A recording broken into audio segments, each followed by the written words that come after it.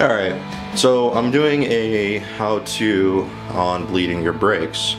I'm going to be doing it on my tripod there. I'll be doing it on my 2012 R1, but this can be applied to pretty much any bike out there. Basically, the tools you're going to need are going to be your 8mm crescent, which is basically going to be pretty much for any of the Yamaha models that I've ever worked on.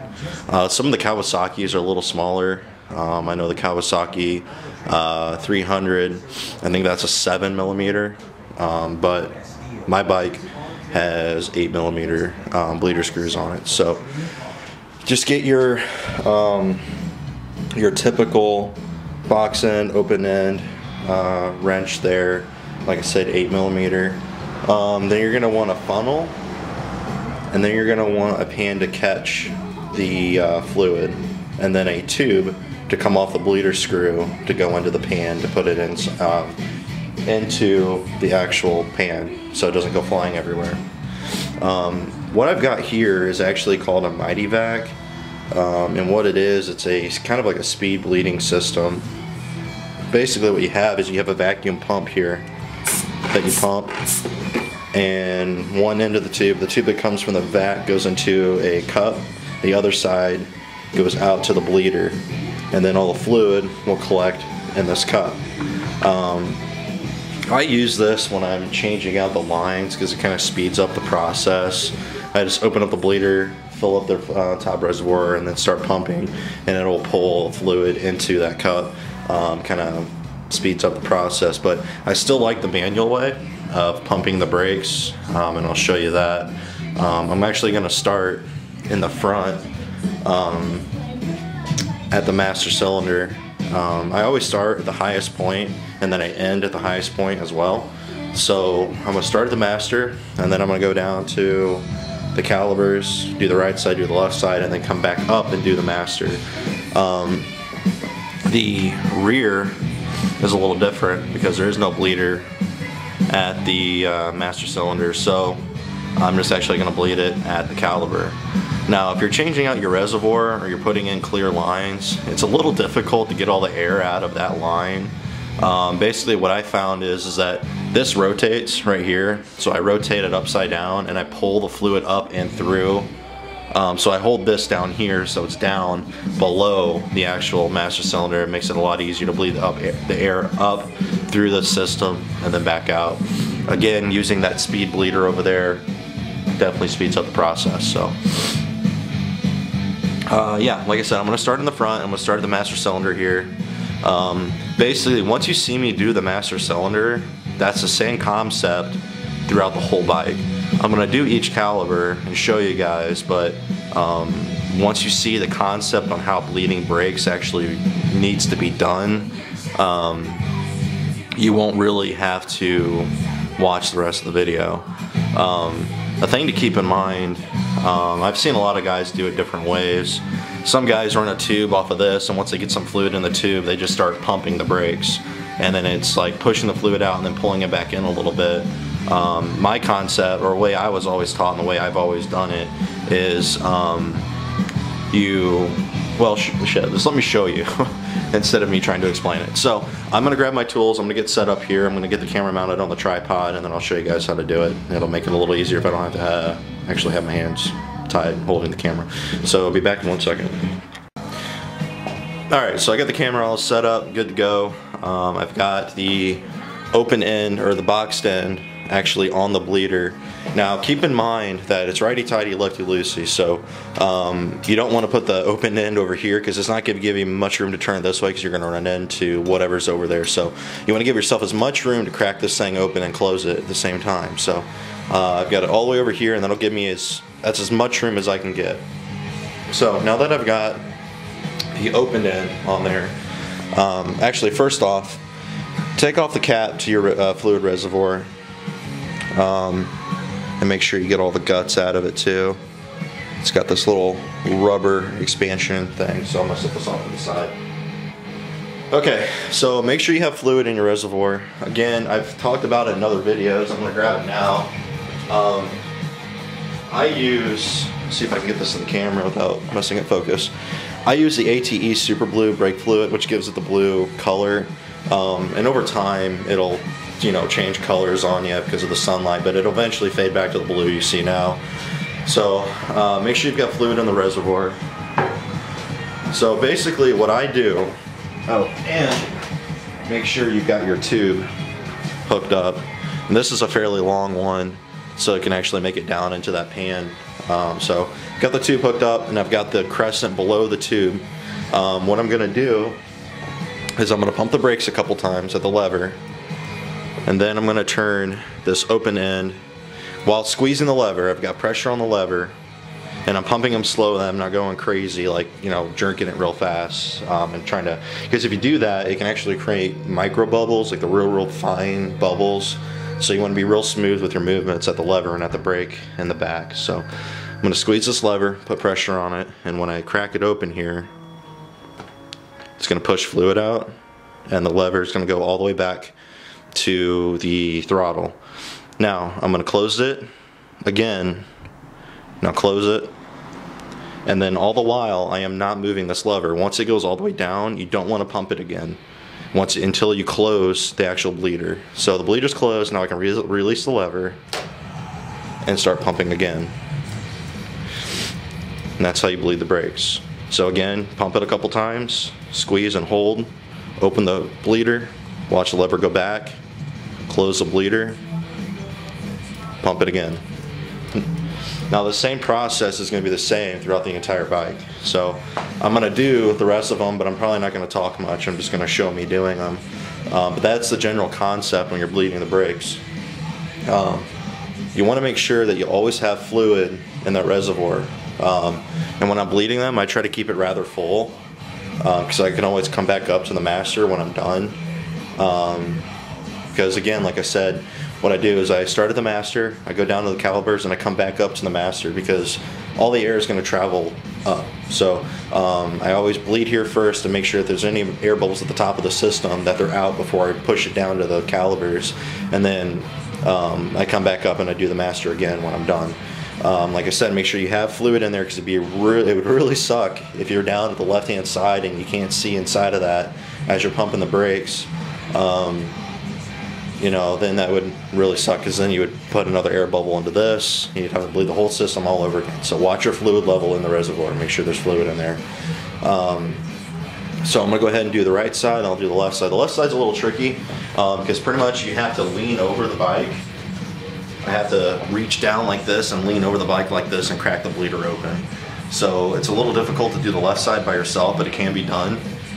If you have someone that can help you, I would explain to them how to work the lever like this, and then you're down there cracking open the brake.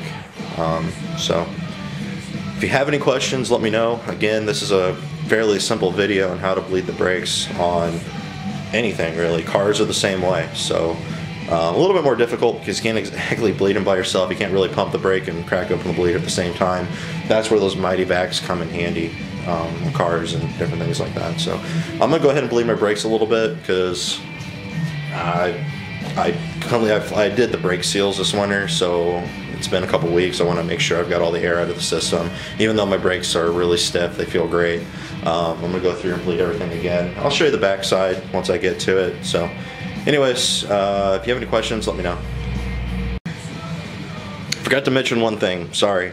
When I'm doing this, I typically have an old rag underneath where I'm working, because when I pull that tube off, every once in a while I get like a little run, but I've gotten pretty good at it. You can see there's a little itty bitty drop right where my finger's at, and that's about all I got. But I actually made the mistake of putting the cap on with the crescent on it, so now I gotta pull this off. I'm an idiot. Let's see here. Get my finger underneath it. Let's see if I can just lift it up. There we go. Okay, well, that works. Let me go chase after this thing for a second. So yeah, before you put the cap on, make sure you're not an idiot and take off the wrench. Alright guys, I'm going to do the right side, left side, back, and you'll see that here in a second.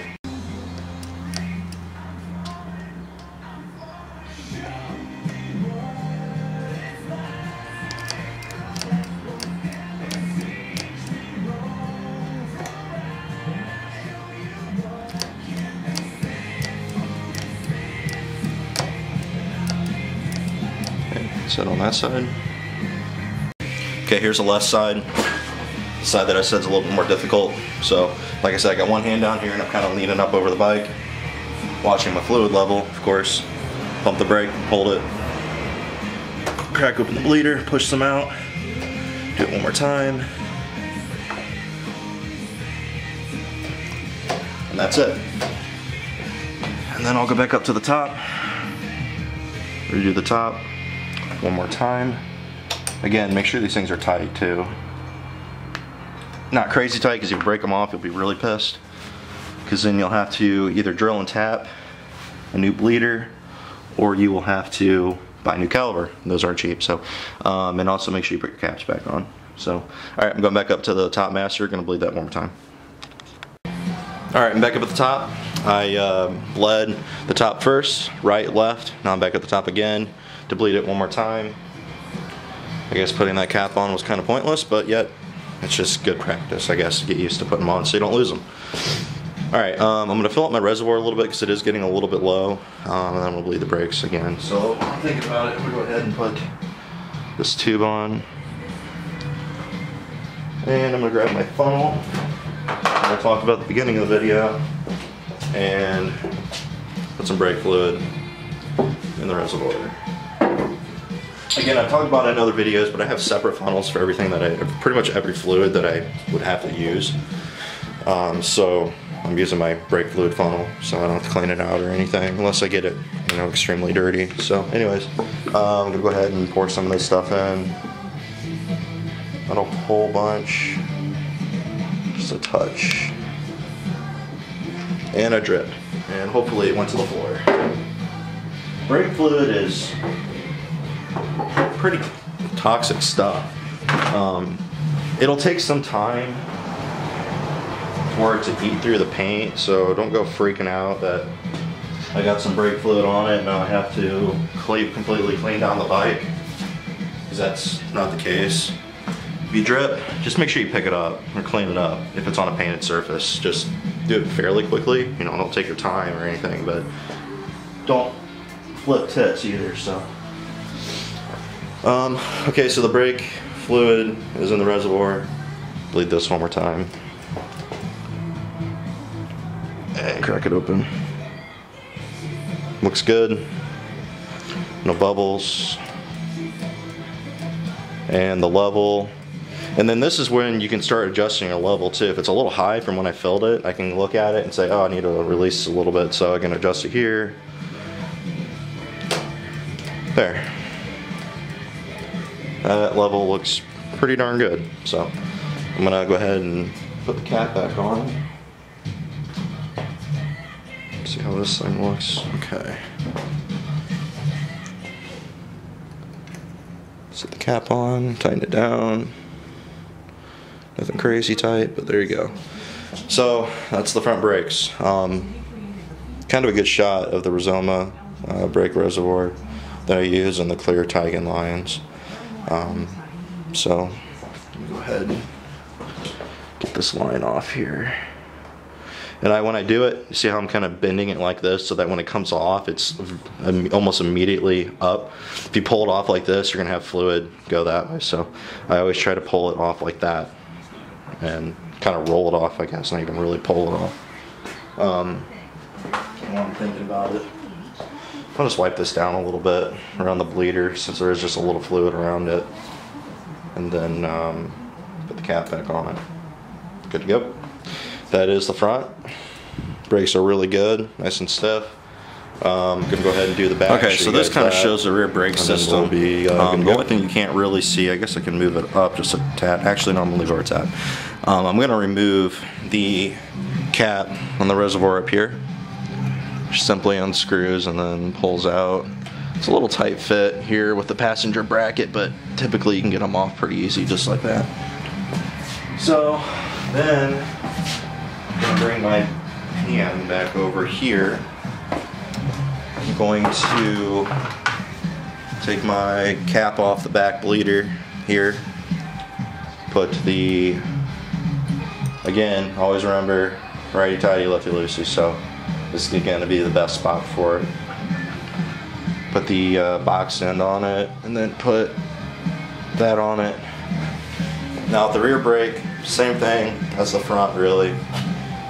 Instead of a lever though, you've got the pedal here. So pump it a couple times at the pedal, take this, make sure this doesn't come off, and then push, and then turn, and you can see how the fluid goes out there, and then pump it, and then do the same thing again.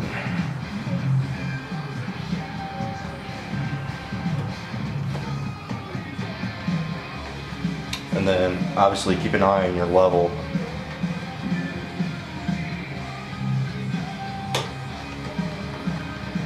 And another thing too is when you're doing this, you don't want these things completely full. They don't need to be. They're literally an expansion spot for when you're actually pushing on the brake. So yeah, again, you don't want those completely full. I'm gonna bleed this one more time, and then it'll be good. And I always have trouble keeping the back line on. They actually make fittings that go over those bleeders. Oh, there it goes. Okay, so at least I got it on my hand, and this is closed. So, but regardless, that's good. That's kind of what I wanted to do. But so yeah, that's how you can kind of get in trouble on the back end there, is if that slips off. So if you use a smaller line, or if you use the fittings, the actual Amati vac comes with them. I've actually just misplaced them, so that there's actually a fitting that'll go on this end and it'll snap over the bleeder pretty good, and that won't happen. But just be careful. Like I said, obviously I caught it. And then if it spills a little bit, like I said, as long as you clean it up, it's people that leave it sit there and don't clean them up get in trouble. So I'm going to take my funnel, fill up my rear fluid reservoir a little bit because it's a tad lower than where I would want it, would normally want it. Let's see if I can get this in there. And fill it up just a hair.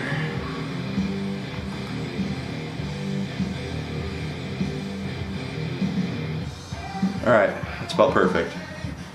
So I've got about maybe ½ an inch of where there's no fluid in this thing, and then that'll give this room to go in.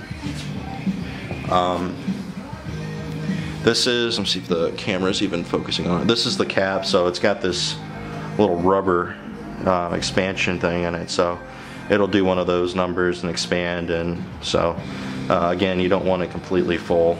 You want to leave room for this bad boy to get in there and do its job. So I'm going to put this back on. Kind of have to like slip it in. There it goes. And tighten it down. Perfect. And then I go through and I wipe down everything that I touched that had brake fluid on it. Or that since my fingers had brake fluid on it. Perfect. So that's the basic process of bleeding your front and rear brakes. If you have any questions, let me know. For those of you that haven't seen my walk around video, there is a spring in most aftermarket rear sets that you buy, and I'm just going to touch on this real quick. Don't have a return spring. I actually bought this from Graves. It's pretty universal. It works out great because it'll actually go in between the actual piston and then the lever here. And it comes with this base plate so that it actually has something to rest on. I recommend that just because it felt better to me. Obviously there wasn't much drag on the brake anyway, but it just felt better once I put that on because it actually returned the lever back up to its position. So yeah. Oh, and if anyone's wondering what this is the brake pressure switch that actually, once the brake gets pressed, it'll relay that signal to the original switch that actually turned on the rear brake, or on the brake light. So there's that too. This is actually made by Vortex. Moto Mummy actually gives them for free on most rear sets that you buy. So I would recommend buying your rear sets from them and just including this for free. So pretty awesome. Any questions, let me know. Again, front and rear brake bleeding. I use the Super Blue ATE fluid. It is hard to get a hold of because it's not DOT approved anymore. It's actually DOT for fluid, but they got rid of it because it's blue and they don't like the blue colored in the brake fluid. So I think that's pretty retarded. But anyways, I got a hold of a bunch of it on eBay, pretty cheap, and I love this stuff. Most bikes are going to recommend DOT 4 fluid. I think I've got some Spectro stuff up there too, and it's pretty clear, which is cool if you like the clear color. Blu-ray makes a really clear fluid too if you're looking for something that's clear. As far as colors go, blue, clear, and yellow is about all you're going to be able to get a hold of for as far as brake fluid goes. I know some guys on the forums were looking for red. I don't know of anyone that makes red. So, alright, any questions, let me know. That's it. If you're wondering why my paint looks funny on my bike, it's because I'm waiting for the wax to dry, so I figured I would do something in the meantime. So, alright guys, see you later.